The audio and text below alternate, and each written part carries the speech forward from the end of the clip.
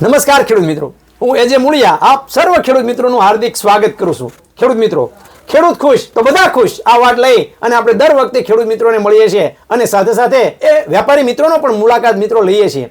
મિત્રો, આજે આપણે એક એવા જ પ્રગતિશીલ ખેડૂત અને જે યુવાન વેપારી મિત્ર છે એમને મળવાના છીએ અને એ છે ગામ હડિયાણા, તાલુકો તમારો તાલુકો કયો? તાલુકો જોડિયા અને જિલ્લો જામનગર. અને અમારા પ્રગતિશીલ જે છે એ યુવાન વેપારી મિત્ર જે છે એમને મળવાના છે. એમના દ્વારા જે છે એ જે અમે ભલામણ કરીએ છીએ એ તમામ પ્રોડક્ટ જે છે એ પોતાની શોપ ઉપર એ ત્યાંથી જે છે ખેડૂતો સુધી પહોંચાડવા માટે એ પ્રયત્ન કરે છે.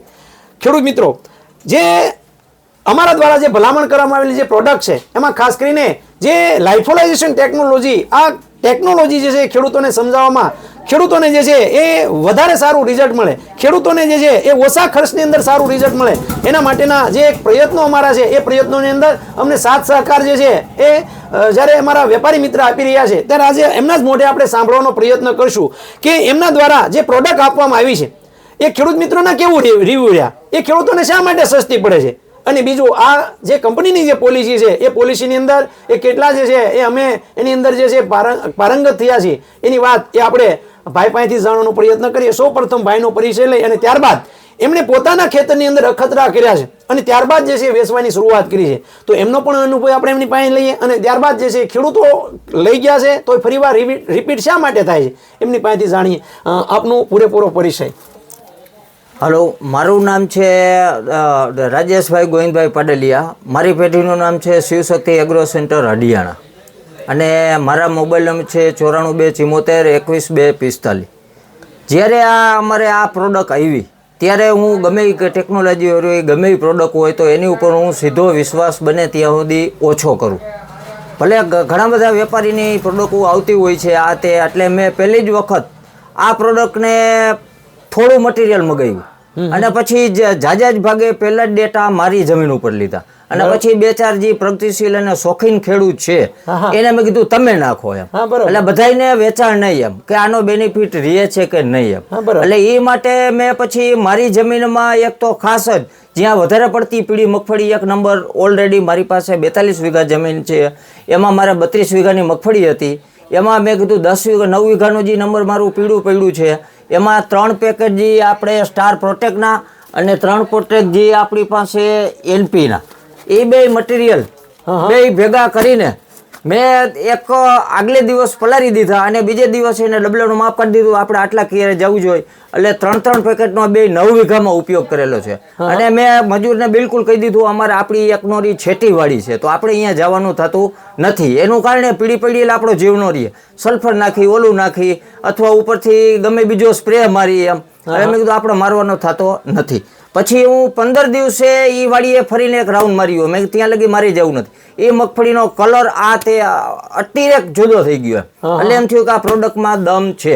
એટલે પછી મેં બીજું મટીરિયલ મગાવ્યું અને મેં કીધું આ દરેક ખેડૂતને બાટવું જોઈએ. આની મેં કીધું ટેકનોલોજી આપણે જે કાયમ ટ્રાઇકોડરમાં આ તે ઘણી બધી કંપનીનું વેચતા હોય, વિરડી છે, ઓલું છે, આ તે, પણ છતાં મેં કીધું આ ટેકનોલોજીમાં કાંઈક નવી છે એટલે આમાં દમ હોઈ શકે અને આની અંદર જે સ્ટાફના વેચવાવાળા માણસો આવે છે એમાંય મેં કીધું આ દમવાળા તો છે, હકીકત છે. એટલે મેં કીધું જાજુ મટીરિયલ મગાવો એટલે મેં થોડુંક વધારે પીશું તો બધાના રિસ્પોન્સ અને સારા એવા મળ્યા એમ. એટલે મેં કીધું આ લાઇબ્રેશનની ટેકનિકલ છે એટલે ટૂંકમાં આ મહત્ત્વની અને સારી વસ્તુ છે.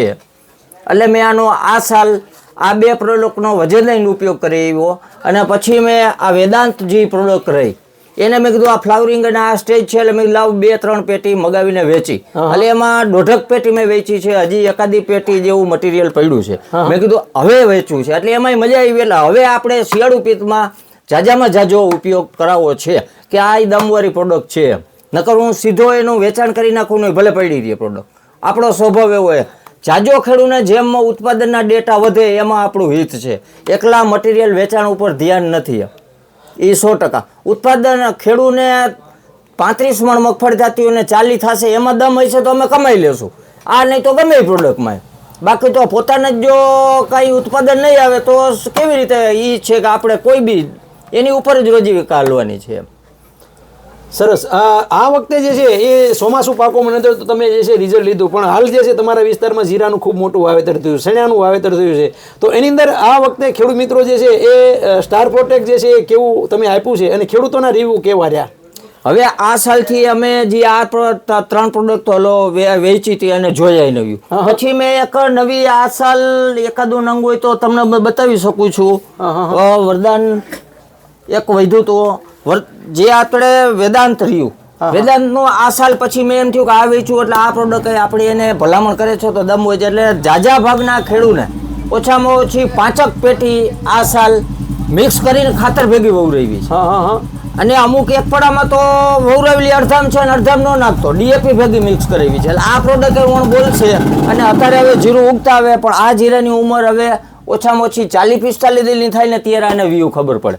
હજી તો જીરા અમારા પાછળના બધા વાવેતર અને મોડા લેટ છે, એટલે હવે બધા ઉગી રહ્યા છે, એટલે એની ઉપર હજી આપણે બીજું લાંબુ પડતું અત્યારે ન કહે કે બાકી એના 100% રિઝલ્ટ આવશે એવી મને પ્રોડક્ટમાં આ વેચ્યા પછી ભરોસો આવે છે. ખૂબ સરસ મજાની વાત મિત્રો આપણને ભાઈ દ્વારા કરવામાં આવી. આ સિવાય જે છે એ જીગરી જે છે એનું વેચાણ તમે કરો છો, તો જીગરીમાં કેવા રિઝલ્ટ રહ્યા, રિવ્યુ રહ્યા જીગરી? હવે આ સાલ તો શું એ જીગરી મેં વેચેલું છે અને જીગરી ઉપર બે ખેડૂતો એમ કીધું ના રાજુ રિઝલ્ટ તો સારા છે, પણ મેં મારી નજરે આંખે જે જોવા હોય એ હજી જોઈ નથી શક્યો. બરાબર છે. બાકી પ્રોડક્ટમાં એમાંય દમ છે, એમાં નો પ્રોબ્લેમ.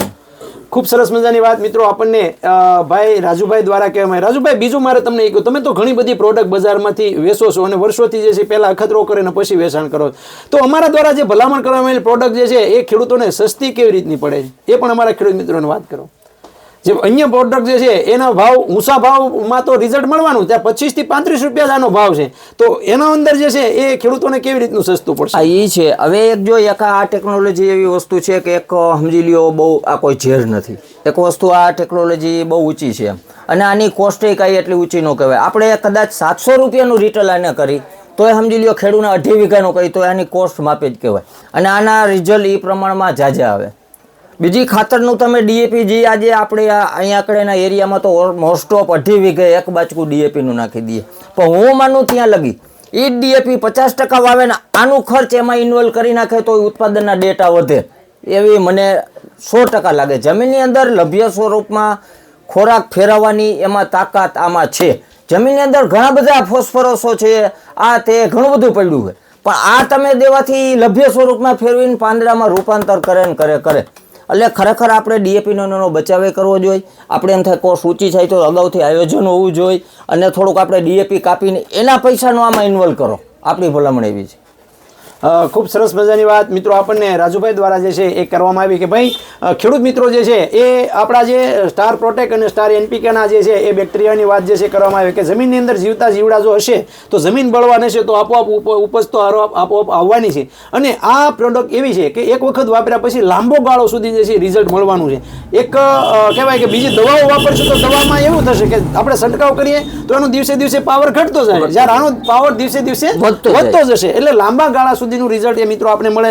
ખાસ કરીને જે છે એ હાલના સમયગાળાની અંદર એ સણિયાનો પાક છે, તો સણિયાના પાકની અંદર જે ફોલિક એસિડની આપણે વાત કરવામાં આવી છે કે એ જો અત્યારે આપણે જ્યારે છંટકાવ ખેડૂત મિત્રો કરે ત્યારે જો આપવામાં આવે તો ડાળીની સંખ્યા વધશે. એક છોડવે ખાલી 5 પોપટા વધારે બેઠા તો આખા ખેતરમાં કેટલા બધા છોડવા હશે.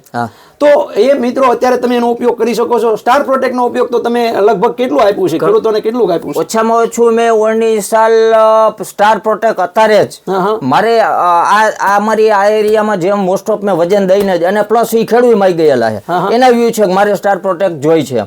મેં અહીંયા અમુક ખેડૂતને બારે આજુબાજુના ગામમાં દીધા હતા, એ માગતા આવ્યા અને પ્લસ બધાને વજન દઈને વ્યવસ્થિત આયોજન થાય અને વધારે પડતો ક્યારે બેનિફિટ એવી રીતે અમે પેલું પાણ છોડી દીધું અને બીજા ને ત્રીજા પાણે મોસ્ટ ઓફ પવરાવી દીધા. એટલે જેને ઉતાર છે એને ઝંઝટ જ નહીં એમ. જો જે જમીનમાં ઉતરે છે એને તો ચાઈત રાખીને જ પવરાવી દીધા. આ વસ્તુ બધી શું ઉતરા પછી તમે જે ચાલુ કરો તો ત્યાં લગી તો ઘણું બધું નુકસાન ભોગી જાય.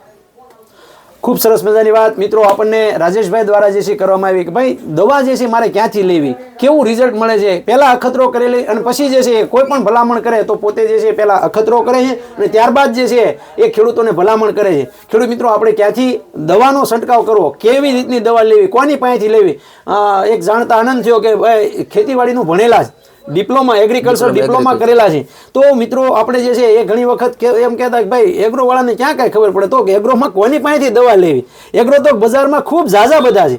આપણે કપડાં સીવડાવે તો ક્યાં જવું પડે, તો કે દરજીની દુકાને જાય, માપ તો જે છે કડિયો લેતો હોય. તો મિત્રો જે સારું ભણેલા છે, જે કહેવાય કે કંપની જે કહેવાય કે ભાઈ ખેતીવાડીનું કંઈક ભણ્યા છે, તો એમની પાસેથી લેવાનો આગ્રહ તમે રાખશો તો ચોક્કસ ફાયદો થશે. એવા જ રીતે હડિયાણા ગામની આજુબાજુના ખેડૂત મિત્રો જે છે રાજુભાઈ પાસેથી આવી રીતની માહિતી મેળવે છે. ખાલી માત્ર દવા લેવા ન આવો, માહિતી પણ એમને પૂછો, કારણ કે એ ખેતીવાડીનું ભણ્યા છે. તો મિત્રો તમે પણ જે છે એનો લાભ લો. રાજુભાઈ અમારા ખેડૂત મિત્રો માટે આપણે ખૂબ સરસ મજાની માહિતી આપવા બદલ હું એજે મુળિયા આપનો ખૂબ ખૂબ આભાર માનું છું. ખેડૂત મિત્રો રાજુભાઈ આપણો એક હેલ્પલાઇન નંબર આપો જેથી કરીને અમારા ખેડૂત મિત્રો આપનો સંપર્ક કરી શકે. મારા હેલ્પલાઇન નંબર છે 94 74 21 245. અને રાજુભાઈ મારું નામ છે, શિવશક્તિ એગ્રો સેન્ટર હડિયાણા. મિત્રો અમારો હેલ્પલાઇન નંબર છે, નોંધી લો, 92 31 93 89. આ નંબર ઉપર મિત્રો ફોન કરી અને ગુજરાતના કોઈ પણ ખૂણા ઉપર ક્યાંથી તમને જે છે એ આ પ્રોડક્ટ મળી જશે, કેવી રીતની મળશે, અથવા જે છે ખેતીને લગતું કોઈ પણ કામ હોય અથવા ખેતીને લગતું કોઈ પણ પ્રશ્ન હોય તો ચોક્કસ જે છે મિત્રો અમારા આ હેલ્પલાઇન નંબર ઉપર ફોન કરી અને તમે જાણી શકશો. ખેડૂત મિત્રો, ખેડૂત ખુશ તો બધા ખુશ.